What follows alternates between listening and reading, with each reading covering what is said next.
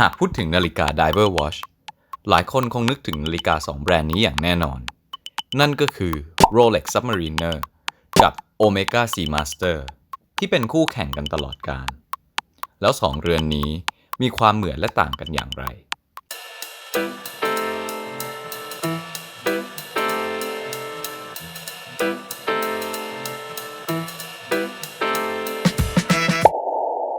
เมื่อปี 1954 Rolex ได้เปิดตัว Submariner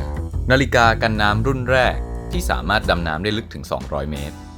ถือเป็นการสร้างมาตรฐานใหม่ให้กับวงการนาฬิกา เพราะในสมัยนั้นไม่มีแบรนด์ไหนดำน้ำได้ลึกเท่านี้มาก่อน หลังจากนั้น 3 ปี Omega ก็ได้เข้ามาตีตลาดโดยการเปิดตัว Seamaster 300 ที่ถูกออกแบบมาให้เป็นนาฬิกาดำน้ำสำหรับนักดำน้ำมืออาชีพเช่นเดียวกันโดยมีเทคนิคกันน้ำแบบเฉพาะของ Omega นอกจากนี้แล้วทั้ง Submariner และ Seamaster 300 ก็ได้ถูกสวมใส่โดยนักแสดงในภาพยนตร์เรื่อง James Bond ทั้งคู่ทำให้นาฬิกาทั้ง2รุ่นเป็นที่รู้จักไปทั่วโลกและขายดิบขายดีจนถึงทุกวันนี้ในส่วนของการออกแบบทั้ง2แบรนด์นี้มีการดีไซน์ที่แตกต่างกันโดย Submariner ที่เราจะมาพูดถึงในวันนี้คือตัวเดทคอลเลกชันล่าสุดที่มีการออกแบบให้ทันสมัยมากขึ้นจนกลายเป็น Modern Submariner ที่เพิ่มความหรูหราให้กับนาฬิกาคอลเลกชันนี้เพื่อเอาใจคนที่ชอบ Luxury Watch ซึ่งจะแตกต่างกับ Seamaster 300 ที่ถูกออกแบบมาให้เป็นสไตล์ Vintage คงรูปแบบดั้งเดิมตั้งแต่ปี 1957 ตัวเม็ดมะยมไม่มีการป้องกันการกระแทกดูเรียบง่ายและมีดีไซน์ที่คลาสสิกนาฬิกาทั้ง2เรือนนี้ถูกออกแบบมาให้เป็นนาฬิกาดำน้ำจึงมีจุดเด่นอยู่ที่กรอบหน้าปัดมาร์เกอร์เรืองแสงและวัสดุตัวเรือนที่มีความคงทน Submariner มีกรอบหน้าปัดที่เป็นแบบเซรามิกสีดำสนิทเช่นเดียวกับสีพื้นของหน้าปัดมีการสลักตัวเลขขั้นบอกเวลาที่โดดเด่นมีเสียงคลิกที่เป็นเอกลักษณ์ในตอนหมุนขอบหน้าปัดส่วน Seamaster นั้นในรุ่นนี้จะมีกรอบหน้าปัดเป็นแบบทูโทนซึ่งเกิดจากการผสมกันระหว่างเซรามิกกับทอง 18K ตัวเลขขั้นบอกเวลาจึงมีความโดดเด่นมีมิติที่แตกต่างจากตัว Submariner ส่วนเสียงคลิกตอนหมุนของหน้าปัด Omega นั้นจะมีเสียงที่ซอฟต์กว่าการออกแบบของหน้าปัดทั้ง2แบรนด์นั้นก็มีความแตกต่างกันโดยสิ้นเชิงทาง Omega คงดีไซน์หน้าปัดให้เป็นวินเทจดั้งเดิมคือมีตัวเลขอยู่4ตำแหน่งที่เลข3 6 9 และ 12 นาฬิกาเพื่อให้ง่ายต่อการอ่านเวลาส่วนมาร์เกอร์หลักชั่วโมงมีการเลเซอร์คัตลงไปเป็นรูปสามเหลี่ยม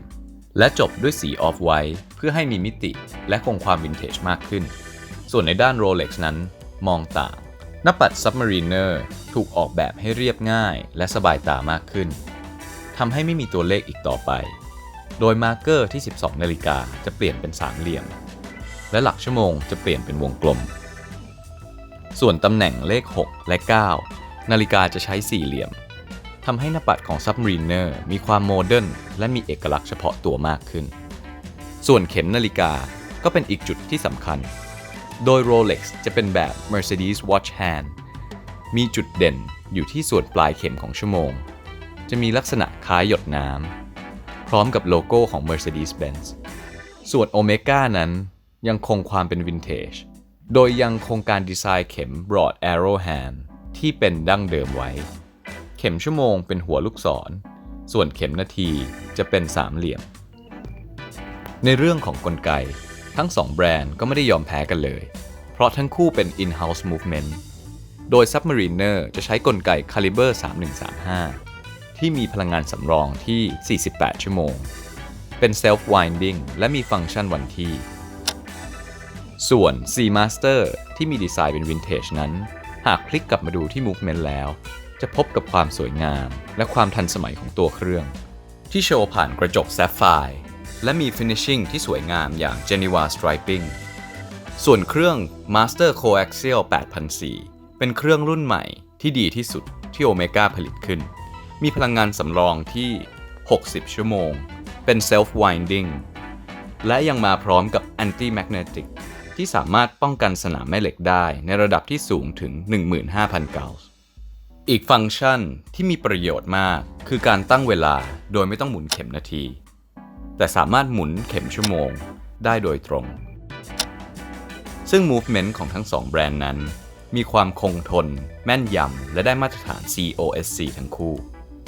ด้านงาน finishing ของทั้ง2เรือนนั้นก็มีความโดดเด่นเฉพาะตัวไม่มีใครยอมแพ้ Submariner จะใช้ stainless steel ที่ Rolex พัฒนาขึ้นมาเองอยู่ในกลุ่ม 904L ทำให้มีความคงทนต่อการกัดกร่อนที่สูงขึ้นและมีความเงาที่เป็นเอกลักษณ์ส่วน Seamaster นั้นก็มีการเก็บรายละเอียดที่ไม่แพ้กันเพราะใช้ liquid metal โลหะผสมที่ทาง Omega พัฒนาขึ้นมาเองทำให้ได้โลหะสีเงินที่มีความสวยงามมีความแข็งทนต่อการกัดกร่อนและทนต่อรอยขีดข่วนได้เป็นอย่างดีส่วนตัวขอบ bezel Rolex ได้พัฒนาจากขอบฟิล์มมาเป็นเซรามิกที่มีความแข็งแรงทนทานและป้องกันรอยขีดข่วนได้ดี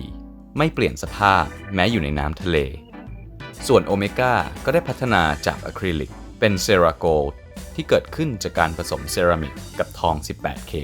ทำให้มีความแข็งแรงทนทานต่อสภาพแวดล้อมและรอยขีดข่วนได้ดีขึ้นสำหรับรายละเอียดบนหน้าปัดนั้น Rolex และ Omega ก็มีมาร์เกอร์เรืองแสงขนาดใหญ่อย่างพรายน้ำ Rolex ก็จะใช้ Chroma Light ในขณะที่ Omega ใช้ Super Luminova และเพิ่มลูกเล่นที่สีของเข็มนาทีเป็นอีกสีหนึ่งซึ่งพรายน้ำของทั้ง2ชนิดนี้ทำให้สว่างขึ้นและมองเห็นได้ง่ายในที่มืดส่วนกระจกหน้าปัดนาฬิกา